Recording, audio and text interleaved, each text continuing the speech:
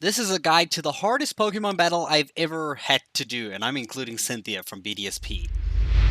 This video has a lot of spoilers about the fight, so if you're here, it's probably because he's already kicked your ass and he's kicked it hard and you're looking for advice on how to beat him. Now, the reason Volo is the hardest trainer to battle in the history of Pokemon, in my opinion, is because he has 8 Pokemon. He has 8 Pokemon. You only allowed 6. You gotta beat 8 of his with your 6. And there are no healing periods in between. This coupled with the new move order system that Arceus presents, it's very difficult. It's extremely difficult. Even if your Pokemon are high level, it will be a challenge. So let's have a look at his team and his composition and his coverage, which, by the way, is everything. He covers everything. But he will always start out with Spiritomb. He will always start out with Spiritomb. Because of this, at least you can start the fight on your terms. Now, Spiritomb is immune to normal fighting as well as psychic attacks, so don't use any Pokemon that use those attacks. Instead, it has a weakness to fairy types, so I would actually start out with a fairy type, which is actually what I'm going to do, which I'm going to show you my strategy for kind of cheesing him as much as you can at the end of this video. And this is his full team that he will use, the first 6 at least, besides the last 2, which are going to be hectic, and you're going to need at least 4 to 3 Pokemon alive to actually beat it reliably. So, first off, every time you beat a Pokemon in his party, he will not use them in a specific order. He will not use Arcanine, Roserade, Garchomp, Lucario, Togekiss right after in that exact order. He is going to use them depending on what has a super effective attack against your Pokemon that's currently in the field. So if you use something other than like a fairy Pokemon against Spiritomb, he will use something else to counter you in the second turn, and he will always get to go first and do a super effective move to hit you because of the new move order system. So it's going to hurt and you're going to get hit a lot and probably one hit KO'd many times. Overall, you can tell that his coverage covers pretty much every type of Pokemon that you can bring, and it gets worse because his final 2 Pokemon are Giratina, and then Giratina again with a full full health and its origin form, I think it is. So yeah, you gotta beat Giratina. Giratina is not an easy Pokemon because it can move twice and it can use Shadow Force. It will destroy most of your weaker Pokemon in one hit, especially since it can hit twice sometimes. Because of this, you're going to need Pokemon with Ice attacks, Dragon attacks, and Ghost attacks to defeat it. I recommend bringing one of the legendaries, Palkia or Dialga. I'll actually prefer Dialga because of the Roar of Time. The Dragon attack is able to actually two-shot Giratina quite easily, but you got to do it twice while still getting attacked. So what you're looking at right now is my team that I decided to use. So this is Cresselia, Rhyperior, Gardevoir, God of War, okay. Gyarados, Garchomp, and Dialga. So I have lost to Volo twice, and I beat him the 3rd time. But the 3rd time, I overleveled a lot of my Pokemon to actually be able to deal with him. Because these Pokemon hit so hard, I needed my Pokemon to survive, and the only way to give my Pokemon more defense and more health is by actually having them have a higher level. So I recommend doing the same kind of strategy. Just go out and play the game quite a lot, get a lot of levels on your team before you really take him on seriously because he is difficult and you need to survive as much as you can. And because of that fact, I have 2 or actually 3 kind of tanky Pokemon here. Cresselia is literally my tank. When other Pokemon die, I bring out Cresselia so that I can revive 2 or 3 other Pokemon at a time so that I can have my full team ready to take on Giratina, which is the true enemy of his team. Giratina is that's the hardest one. Everything else you can get through, but Giratina will be your wall. You'll see I have Rhyperior, who has a really, really high attack, so I'm going to be one-shotting all the Pokemon I hit with it. He also has a lot of defense and a lot of health, but his speed is slower, so I'm usually going to get hit first. God of War is really strong. She will hit once, but she will also die once. That's okay. You can actually replace her with any other Pokemon that you actually choose, as long as it fits in a different typing and is able to kill some Pokemon. Gyarados is very much the same kind of area as God of War. Garchomp is here because of the dragon typing, so I'm going to need it for Giratina to do as much dragon typing or like the weakness typing for Giratina so that I can defeat Giratina quicker. And Dialga is literally on this team just for Giratina. Do not bring Dialga out unless you're fighting Giratina, because if your Dialga has weak health or gets destroyed and like fainted, you're gonna struggle with Giratina, trust me. So 3 major important tips you should do before you go to battle is actually go to the training center, the training grounds in your village here, and go speak to Ingo over here, and through him you can battle either Zizu or go to see more options and you can actually battle Ingo himself, which is actually a battle that will give over 10k experience to every surviving Pokemon at the end of the battle. It's a great way to level up. For the Pokemon moves, you're going to want to actually come to the training grounds as well and speak to Zizu as well to change your moves and unlock different moves to get a good move set going. So these are all the moves I'm using on all the Pokemon that I showed you. Just for reference, in case you want to copy me to the T, I do recommend you bring that Cresselia as well as Dialga. I do recommend all your other Pokemon either have high health or high defense, but also enough attack or special attack to actually defeat Pokemon. You should also be upgrading your effort levels on your Pokemon. You can see these are the effort levels for mine. I'm actually focusing on speed mostly because I want to be faster than my opponent by as much as I can. Special defense and defense where I can, as well as the right attack or special attack for the right Pokemon. Garchomp is actually relatively new to my team, so he's actually my weakest link. For Cresselia, you're going to want special attack, special defense, and normal defense prioritized. If you can get everything to as maxed as possible, but focus on your main savers or your main players on your team, like Dialga, who's going to be carrying the heavy work if all else fails. He is your trump card. Alright, so let me show you the actual battle and how I defeated Volo quite easily. So right at the beginning, I used Cresselia because of her fairy-type moves against Spiritomb. So when you beat Spiritomb for the first time, he actually gets like a low health, and then he will use a full restore, and then you'll be able to beat him directly afterwards again. Now, because I use Cresselia, he is going to send out Hisuian Arcanine because it has the Crunch Dark-type move, which is super effective against my Cresselia, but not enough to kill it because Cresselia is literally a tank.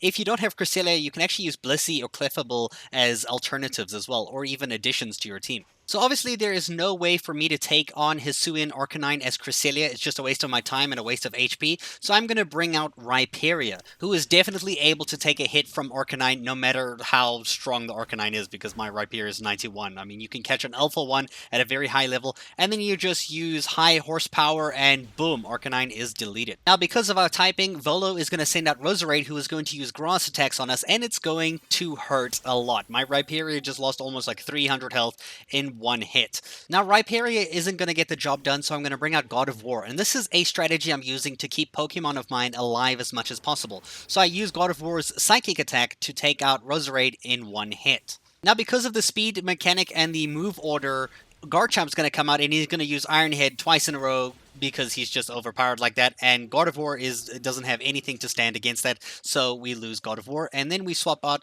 to our next Pokemon, which is going to be Gyarados, which I had no idea was actually going to be one of my tanks. So I was up against Garchomp using my Gyarados, who was able to take at least 2 to 3 hits. I was able to actually heal my Rhyperior to max health, that's like 400 health for it, and still able to take a hit and still heal myself again so that I can go and revive God of War yet again. And eventually you'll come across this. Now, this is something you need to know about the move order. Every now and again, you will get to go twice. And you can tell this by my name, Gyarados, being there 2 times. So I know for a fact I can use my Ice move twice in a row, guaranteeing for me to kill Garchomp. And it's strategy and thinking like this that can help you beat Volo in a much easier way. Now, this means because I went twice, Togekiss that just came in is going to go at least twice. So it's going to use Calm Mind, and then it is going to absolutely shred me because it used Agile Style to get its attack and its defense buffed, and now a Strong Style Moonblast, which means my Gyarados is screwed. So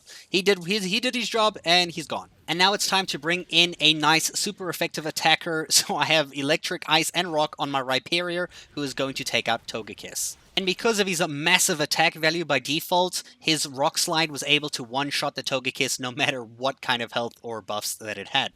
Next up is Lucario, who's going to be using Bulk Up and some fighting attacks against you, either Aura Sphere or Close Combat, which is going to destroy you if it hits you. Luckily, I get to go first, which I'm actually surprised about. Now here I did some thinking, right? Because Lucario, using Close Combat with an offensive buff, he can destroy my Rhyperior no matter how much health I have, so I need to kill it before it can hit me back. So I'm using High Horsepower in Strong Style. It's also his last Pokemon, so when Giratina comes out, it's going to start off with my Cresselia yet again. And if you don't have your Cresselia alive, it's just going to start out with Rhyperior, I believe. or the second in your party. I'm actually not sure what happens there. If you do manage to make it this far, you get some nice experience and maybe a level up from Dialga or something. So the strategy there was to find a Pokemon on his team and find its placement so that you can actually kind of out-defend, like my Gyarados, who took one for the team to revive two other Pokemon, Rhyperior and God of War, back into the fight so that I can actually take Giratina on with 5 Pokemon.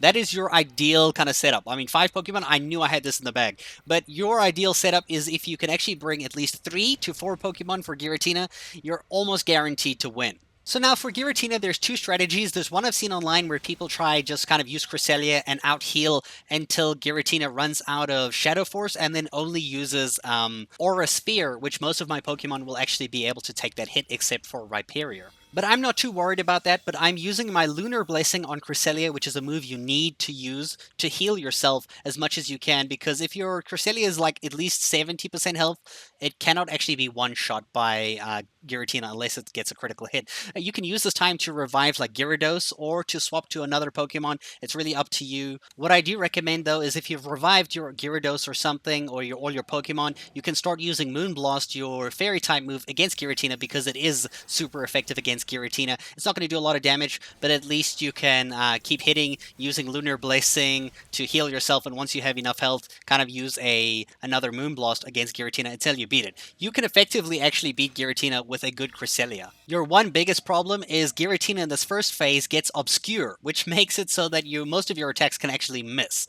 which is why you should be on the defensive for most of this part, because most of your times you attack, you might actually miss, and then you end up with like a low health like Cresselia or another Pokemon. At least Cresselia is able to take a hit and live. However, if you end up in a point like where I am right now with Cresselia at low health, I know for a fact I'm not going to get the kill with Moonblast, but I have other reserve Pokemon who are going to be able to jump in, take a hit, and still be able to dish damage back. So instead, I'm going to keep my Cresselia, and I'm going to swap out for like a Garchomp, because if Garchomp dies, I can bring in Cresselia again, and she will be using her move first, and I can get off a free Moonblast without just watching her die against Giratina. So I brought in Garchomp, who missed a Draco Meteor, so I decided to go for a normal Dragon Claw. You don't want to go strong style because that's going to give Giratina 2 hits, and it's not worth the extra damage on one of your attacks. So Garchomp got some damage out there, but did faint, and now we're going to bring in our next Pokemon. I decided to bring in my Rhyperior, who's very tanky, I know can take a hit, and also use Ice Punch to finish off Giratina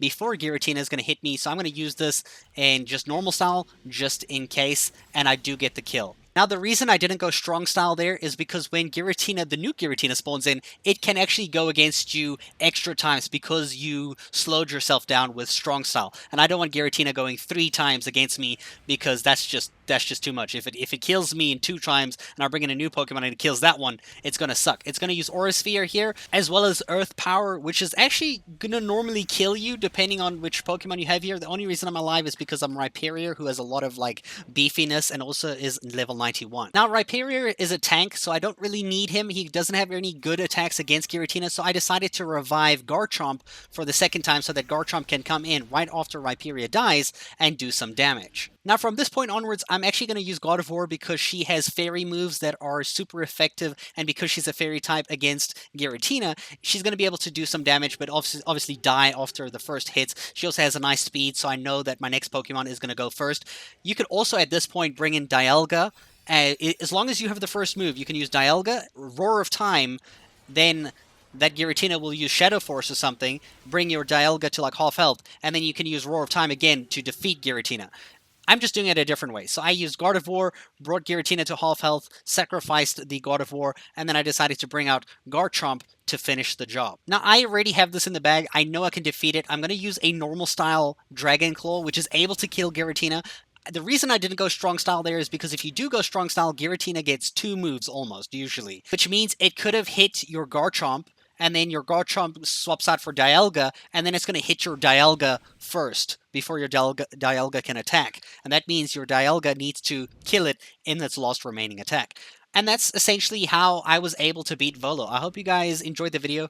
I hope you're implementing some crazy strategies. You can also use strategies to weaken Giratina, like reducing its offensive stats or its defensive stats with certain types of Pokemon moves. However, my team doesn't really revolve around that. I went with kind of like sheer aggressiveness, but also tankiness. I beat him with tankiness. How did you guys manage to beat him if you did beat him? Let me know in the comments below. What strategy did you use, and what do you think is a tip that other players trying to beat Volo right now would help them? Let me know in the comments below, and thanks so much for watching.